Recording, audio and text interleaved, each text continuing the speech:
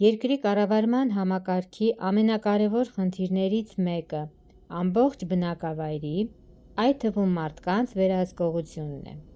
Երկիր մոլորակի վրա մարդը բոլոր կենսաբանական համակարգերի ամենակարևոր բաղադրիչն է, և նրա գլխավոր խնդիրը մոլորակային մտքի էվոլյուցիայի գործնական առաջընթացն է։ Մեր մոլորակի բանականությունը զարգացման ծրագրին համաձայն համապատասխան ժամանակահատվածներում հեռարձակում է գիտական նոր գիտելիքներ և տեխնոլոգիաներ։ Այս հեռարձակումը տեղի է ունենում մթնոլորտային ցանցերի միջոցով, և միայն գիտնականի կամ գյուտարարի մարզված ուղեղը կարող է այն ընդունել, ով հետո կարող է բացատրել նոր գիտելիքները կամ էլ ներդնել նոր տեխնոլոգիա։ Սա կարող է մեկ անց չլինել, և պատմության մեջ կան նման դեպքեր, երբ աշխարհի տարբեր մասերում գտնվող մի քանի գիտնականներ միաժամանակ կամ կարճ ժամանակահատվածում ստեղծել են նմանատիպ բան։ Դա գիտելիքների և տեխնոլոգիաների փոխանցման միակ միջոցը չէ։ Կա նաև նման տեղեկատվության թիրախավորված փոխանցում, որտեղ մոլորակային բանականությունը նման տեղեկատվությունն անմիջականորեն հասցնում է առանձին անհատների ուղեղը։ Գիտելիքի նման փոխանցումը կարող է լինել միակողմանի, երբ գիտնականը կամ գյուտարարը ստանում է տեղեկատվությունը, բայց չի կարող հարցեր տալ և պատասխաններ ստանալ։ Երկկողմանի հաղորդակցությունը մոլորակային մտքի հետ չափազանց հազվադեպ է։ Դա այն դեպքն է, երբ գիտնականը տեղեկատվություն է ստանում երկար ժամանակահատվածում, կարող է հարցեր տալ և ստանալ պատասխաններ։ Մեզ հայտնի է միայն մեկ նման կոնտակտավոր։ Դա ռուս հանճարեղ գիտնական և ֆիզիկայի պրոֆեսոր Ալեքսանդր Խատիբովն էր, ով ոչ միայն տեղեկություն էր ստանում, հարցեր տալիս և պատասխաններ ստանում, այլև հսկայական թվով հաշվարկներ էր կատարում մոլորակային բանականության հանձնարարությամբ։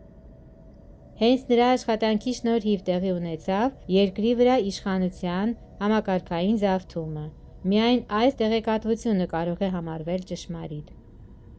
Ավելի մանրամասն նրանք անդրադառնանք առանձին տեսանյութում։ Մարդիկ չեն կարող ինքնուրույն որևէ բան հորինել։ Ամեն ինչ նրանց տրվում է մոլորակի զարգացման ծրագրի համաձայն։ Հենց այսպես է երկրի մոլորակային մտքի էվոլյուցիան անխուսափելիորեն և առաջադեմորեն ընթանում ամբողջ մարդկության օգնությամբ։ Սա էր մոլորակը ստեղծողների սկզբնական մտադրությունը։ Այսօր մենք գտնվում ենք մոլորակային բանականության զարգացման առաջին փուլում,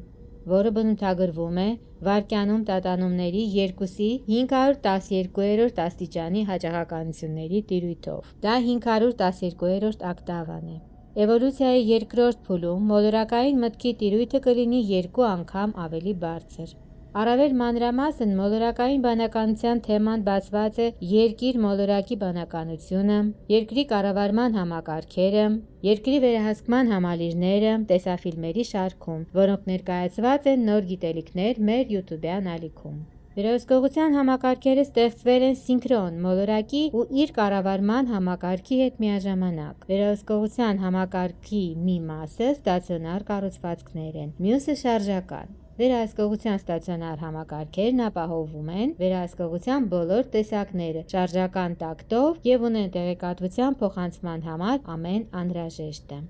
Վերահսկողության շարժական համակարգերն ամենահետաքրքիրն են, քանի որ դրանք ավելի ու ավելի հաճախ են ունենում նյութական մարմնավորում, և մենք դրանք կարող ենք տեսնել չբացահայտված թռչող օբյեկտների տեսքով, այսպես կոչված ՉԹՕ-ներ։ Դրա վառ ապացույցը ինտերնետային միջավայրում դրանց մասին բազմաթիվ տեսահոլովակներն են։ Երկրի վրա գտնվող բոլոր ՉԹՕ-ները ունեն բացառապես երկրային ծագում։ Լուսինն ունի իր սեփական ՉԹՕ-ները, դրանք 242-ն են։ Այսպես կոչված ՉԹՕ-ները մոլորակային բանականության սարքավորումներ են, որոնք կատարում են արտաքին միջավայրի ու ոչ միայն վերահսկողությունը։ Այդ ՉԹՕ-ները գտնվում են ընդերքում 3-ից 4 կիլոմետր խորության վրա, հիմնական մասը բնակավայրերի տակ։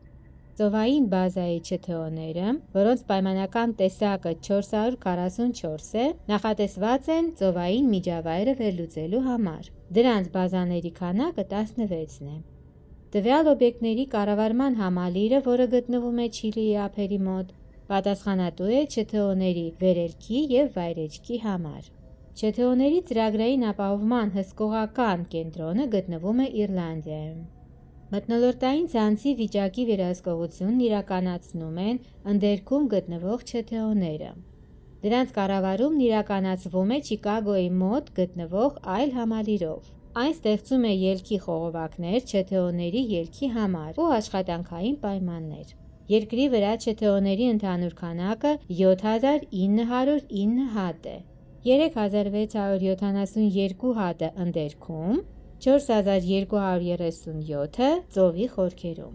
Տեսակների քանակը 128 է։ Յուրաքանչյուր տեսակը նախատեսված է առանձին տեսակի խնդիր լուծելու համար։ Օբյեկտների առանձին տեսակներ ունեն պլազմային զենք։ 32 տեսակները կառավարվում են ռոբոտների կողմից։ Մոտ 66%-ը վերահսկողության գործառույթներ իրականացնող ավտոմատներ են։ Պիլոտներ ունեցող ՉԹՕ-ները օբյեկտներ են, նախատեսված որոշակի աշխատանքներ իրականացնելու համար։ Որպես օրինակ, քաղաքակրթության ոչնչացում Աֆրիկայի հյուսիսում և տարածքի վերածումը Սահարա անապատի։ Նմանատիպ ՉԹՕ-ն ի վիճակի է ամբողջը վերածել ավազի մինչև 50 մետր խորությամբ։ ՉԹՕ-ների օդաչուները, որոնք նախատեսված չեն դուրս գալու համար, չունեն այնպիսի համակարգեր, ինչպիսիք են մարսողական տրակտը, աղիքները և վերարտադրողական համակարգը։ 2011 թվականից առաջ գոյություն ունեցած ՉԹՕ-ների մեծ մասը ներկայումս անգործունակ է, բայց որոշ օբյեկտներ կարող են և կատարում են որոշակի առաջադրանքներ ներկայիս հարազատ կառավարման համակարգի հրամաններով։ Վերականգնվող երկրի կառավարման համակարգը վերահսկման նպատակներով հիմնականում օգտագործում է պլազմոիդներ։ Յուրաքանչյուր կառավարման համալիր օրական բաց է թողնում մինչև 350 պլազմոիդ վերահսկման համար։ Դա է ՉԹՕ-ների հետ հանդիպումների աճի իրական պատճառը։ Դաշտերի նախշերը ենթադրում են, որ այդ վայրում խորը ընդերքում կա ՉԹՕ, որը և ստեղծել է պատկերավոր հաղորդագրություն երկրի կառավարման համակարգի համար։ Հողի վրա հսկայական անցքերը վկայում են զավթիչ կառավարման համակարգի ՉԹՕ-ի կողմից մթնոլորտ դուրս գալու անհաջող փորձի մասին, որը խափանվել է բնի կառավարման համակարգի կողմից երկրի ներքին շերտերի տեղաշարժի միջոցով, որի արդյունքում փակվել է օբյեկտի ելքի ուղին։ Օբյեկտ 440-ի պլազմային զենքերով հին ժամանակներում ոչնչացրել են երկրի քաղաքակրթությունները այն տարածքներում, որոնք մենք այժմ անվանում ենք անապատներ։ Ավելի մանրամասն այդ մասին ներկայացված են մեր այլ մոլորակայինների պլազմային զենքեր, անցքեր գետնի մեջ, շրջաններ դաշտերում, ՉԹՕ-ներ և գաղտնազերծում վերնագրով տեսանյութերում։ Վերահսկողության քուղեր։ Այսպես կոչված վերահսկողության քուղերը օգտագործվում են մթնոլորտային ցանցի, հանրային գիտակցության և մարդկության նյութական կառուցվածքների փոփոխությունների տեխնոլոգիական վերահսկողության համար։ Դա էներգետիկ կառուցվածք է, որը նման է հյուսիսային բևեռային շրջանից մինչև հարավային բևեռային շրջան ձգվող վարագույրի։ Դրա բարձրությունը մակերևույթից առնվազն 124 մետր է։ Քուղի աշխատանքը կառավարվում է Ալթայի հողում գտնվող բնի կառավարման համակարգի վերստեղծմամբ։ Քուղի կառուցվածքի խտությունը անհամաչափ է։ Հիմքի մոտ քուղի հաստությունը չի գերազանցում 1 մետրը։ 12400 մետր բարձրության վրա այն հասնում է 32 մետրի։ Քուղերի աշխատանքային գրաֆիկը ձևավորվում է ըստ կառավարման համակարգի պահանջների։ Ընդհանուր առմամբ կա 32 հիմնական քուղ, որոնք միաժամանակ ակտիվանում են տարին մեկ անգամ զատկի տոնին։ Այս քուղերից 7-ը ակտիվանում են շաբաթը մեկ անգամ։ Մակերևույթից մինչև 2200 մետր խորություն շերտում կա 48 լրացուցիչ մթնոլորտային ցանցի վերահսկման քուղ։ Քուղերի վերաբերյալ տեղեկությունները հրապարակային չեն։